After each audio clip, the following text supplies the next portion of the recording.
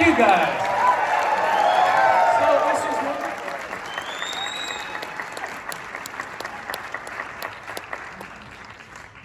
Well, that was a blast. And what he said, Glenn, you saw it for the first time. With an audience, that is. You guys were a great audience. That was so damn fun. That was really, really fun to watch with everybody. That's again, this movie is designed for the audience and all the things. It's so fun for like little looks and little tiny cracks and things. How you guys engage with it, it was just such a blast. So thank you guys for making that so much fun. It's almost as much fun to shoot as to experience, you know? Rick, does your relationship with a movie change as you watch it more and more with an audience and different audiences? Not really. Not really. Just kind of, I don't know. The farther it gets, we shot this more than a year ago now. So it's kind of like, I don't know, start thinking about the time. It's kind of in the rearview mirror, but in a good way.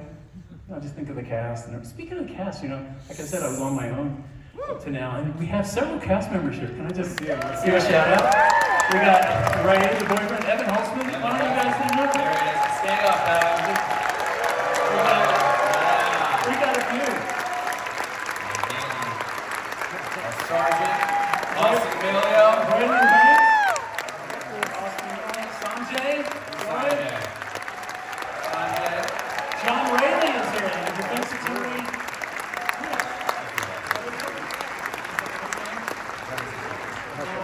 I'm really sorry Red is not here. And I'm going to ask I will say we do not have Audrey Arjona here because she's a big star, shooting big things. she's in a Star Wars thing, and they wouldn't let her out. Damn them. Rick really does not like Star Wars. Boycott. One thing I'll just say is Audrey really is the linchpin of this entire thing. Please give a hand for Audrey Arjona. When we were casting that role, we knew that somebody who had the audience had to engage with her in a way that was kind of impossible. She had to do incredibly unlikable things, and she couldn't fall into trope territory, and she had to be human at every turn, even when there was a performance going on. And Audrey, when we met her for the first time, it was like the heavens opened, and she just delivered in this movie in such an incredible way. So yeah, give it up for Audrey. Yeah. In a moment, I'm going to ask you about your collaborative process writing the film, but tell us how you first met, the two of you. Glenn, I was casting a movie. I needed some teenagers, and Glenn was one of probably 100 people I saw. How old were you? I was like 14. 14. People say, what was Glenn like? I said, I worked with him one day. I liked him. I clearly cast him out of 100 people. He had something. But he broke his arm right between casting him and us shooting. But that was cool. He looked good in the cast. It was a merciful move that Rick pulled. I broke my arm and I thought he was going to fire me, so I had to call Rick. I was like, hey, so I got this big pink cast on my arm. And he's like, there was always a person in high school who broke their arm. This is great. This is great. Bring your cast and you there. But anyway, so there was a gap in time between that kid and the guy who came in an audition on Everybody Wants Some, the college comedy. So Glenn was like, I was like, when did Glenn Powell just get so amazing? He was just so smart and funny. He'd grown up. He was a man. I was meeting, he'd been in LA for a while. You can speak to your life between these two things. It was puberty, I guess. Yeah. But it was like, wow, and we just clicked. We had such a good time on that movie. And I don't know. I think we just really kind of honed our creative process on that. I think there was just... We had that rehearsal time. I mean, you were in a big ensemble, but your role was kind of, in a way, you were the kind of a co-lead in that, in some way. I felt. And then he did me a favor on Apollo 10.5. I asked him to be a guy at Mission Control. That was our third, and then this one. So the movie is based on an article from the Texas Monthly back in 2001? 2001. So help us, and that's written by Skip Hollingsworth. Tell us about that origin story. Tell us about how you found that piece and then how you two came to work together on writing it.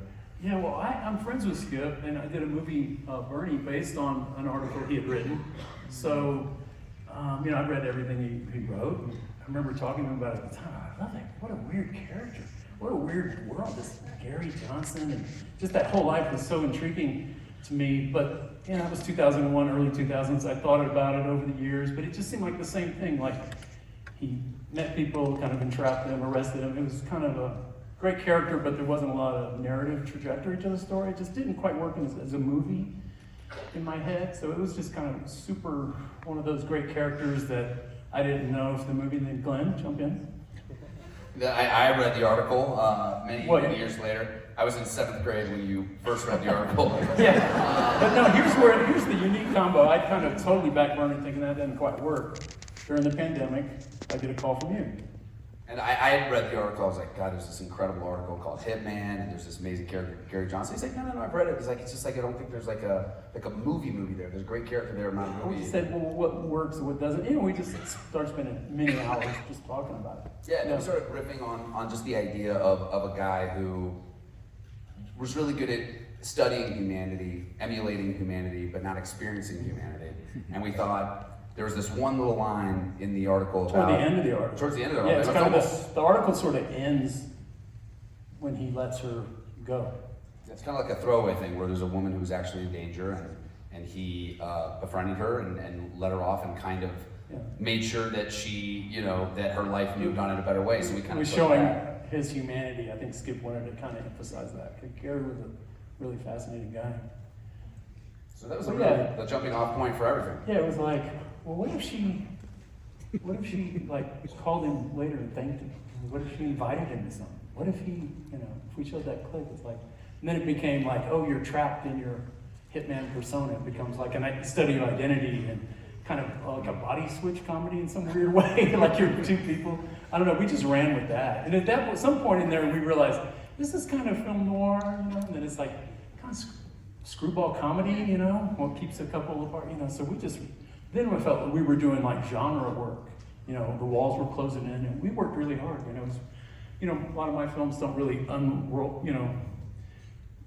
they aren't really structured this way. It was fun to be hitting like buttons and pulling strings, and we really wanted to take you for a ride and have you on the edge of your seat pulling for these people or being afraid for them. So I don't know, it was a lot of fun. It's fun kind of fucking with everybody.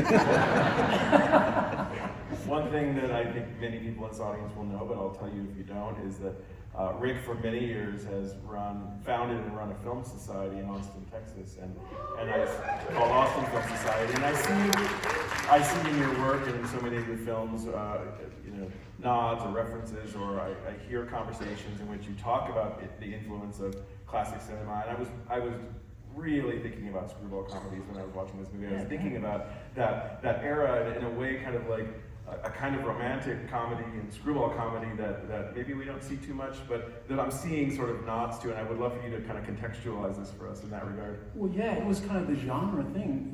If she's the femme fatale, if you're thinking like Double Indemnity or Body Heat, any of the classics in that genre, it's like, oh, she's setting you up the whole time. And then, the guy, he's led by his passions. He either ends up dead or in prison, and she's off on either dead or on some desert island somewhere rich, or whatever the thing is. We're like, well, we've seen all that. What if? Let's be really romantic. What if they're kind of meant for each other in the screwball comedy way, right? There's always a problem, something they have to go through everything, and they end up together. What if we kind of take that structure and then put the crime story like parallel with that? So I don't know. It's still dark. I mean, there's a little body count here. They killed some guys that, I don't know, I don't think they deserve to die, but who cares? It's like, film's powerful, it's storytelling. And like, when you guys are in the writing process, or Rick generally speaking, are you watching other movies as you're writing, or are you sort of just calling on certain moments from? Yeah, I don't remember watching any too specifically I like all the genres, so I don't know. I feel like we were breaking story. We were definitely talking about a bunch of different. They're all there available to you, but a lot of it is what you've seen before. You don't want to do. You want to kind of put a new twist, or I think that if you're mashing things up in an interesting way, that's what you're trying to go for things you haven't necessarily seen. So.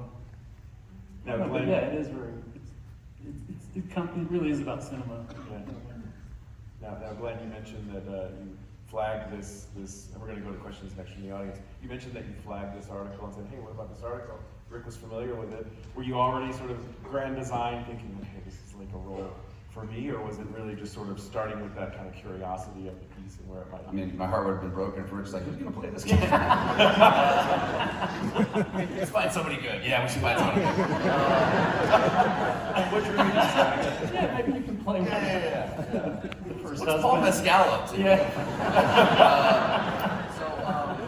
No, I feel that one thing that I was really, you know, when you do, you know, Rick and I have always talked about getting back in the trenches together. We did have an amazing run on Everybody Wants Some, and just found it just an easy creative rhythm. So when I found this, like, what I loved about Gary is, again, this sort of heady side to him. And when you talk to Rick, like, there's these really silly conversations about baseball turning into profound conversations about life, or, you know, whatnot. And he's a very interesting guy that, again, can marry love and passion and murder and psychology and all these different things. He's literally played in every genre over the course of his career, and has all these different gears. So in terms of a Swiss Army knife and a director, when you have sort of a identity crisis of a guy who's playing all these different characters and who has to exist in all these different worlds, there's nobody better than Rick. So when he said sort of like, I don't know, initially I was like, oh man, and then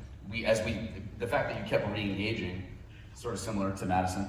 Yeah, you know, we kept talking it out, and he the more we talked about it, the more magic we found, and then I think we, you know, the clay just started taking shape.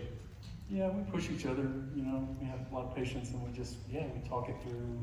And Glenn, you know, he really brought that, well, why are you sticking to the facts? What if we go down and I guess, yeah, nothing illegal about, you know, and we're very upfront about it in the closing credits. You're like, no murders, we made that up, we're not claiming, we didn't want to be one of those movies like, oh, true events, or, you know, like, and then you pick it apart. That didn't, like, it's clear who he was, what happened, we're admitting what didn't happen, you know. Well, clearly this audience had a great time with the movie. Let's thank you guys. Let's take a couple questions. I see a familiar face in the front row. Is that Thomas? You want to go first? Hi. I love the movie. This is my second time watching the movie in a crowd, and both times the audience went wild and applauded after that certain brilliant sequence. I was wondering if you both could talk about what went into writing that and crafting that. Writing and crafting that certain brilliant sequence. But we need a name for that scene, the cell phone scene, Cell phone scene. something. It's a generic name. We don't have to name it. But right anyway, now. yeah, that scene, it's like, oh, that's where the walls, I mean, we built up to that for so long, and then, I don't know, I just think we worked on that forever. We wrote it forever, we rehearsed it forever. It was kind of, I remember one time we showed it, it's like, is that improvised? I was like, it ain't. We never structured something so specifically, but it evolved. Early on, in an early draft, he was writing it at the stops, you know. Remember, it was sheets of paper, he goes in the back, and it was like, we just got tighter and tighter and tighter with it.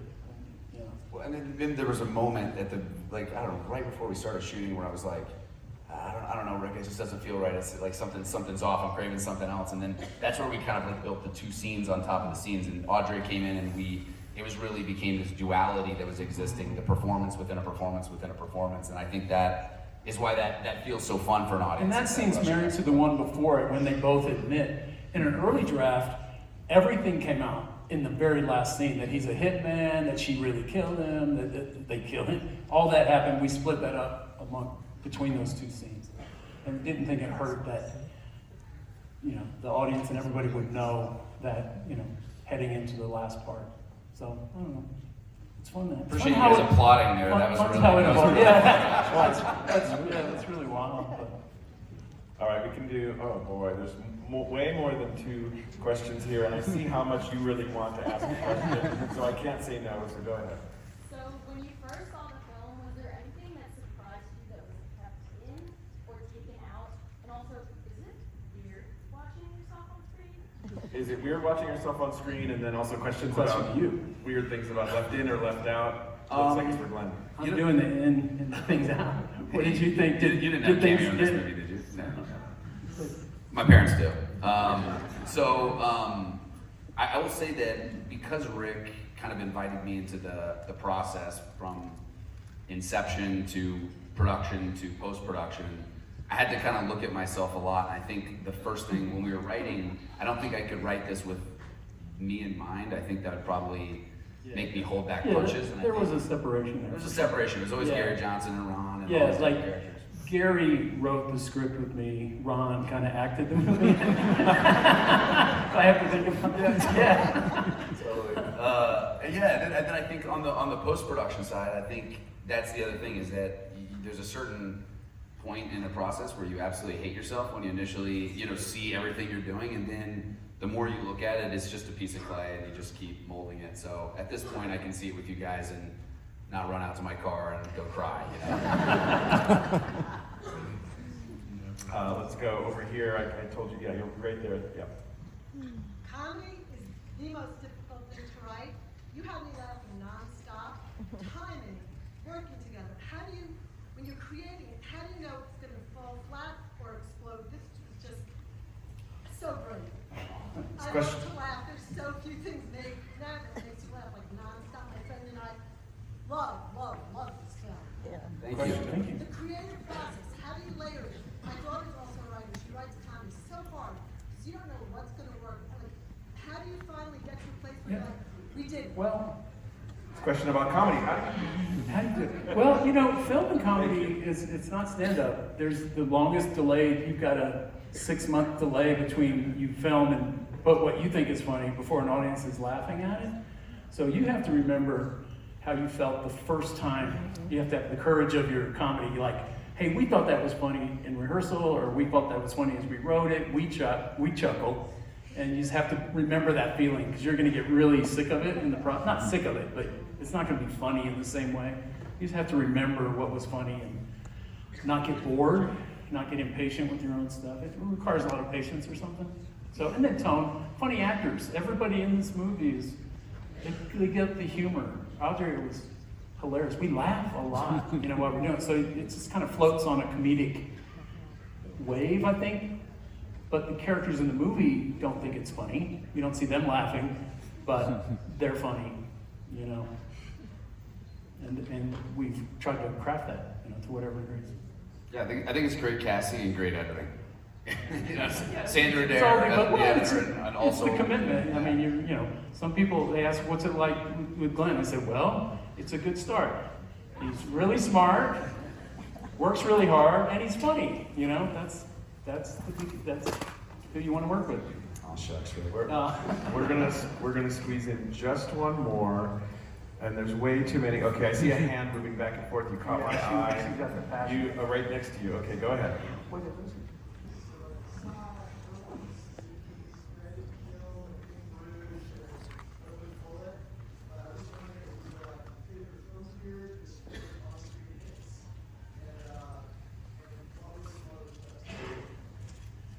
Question about favorite. Was it favorite on-screen hits and referencing other films specifically? That montage was so fun.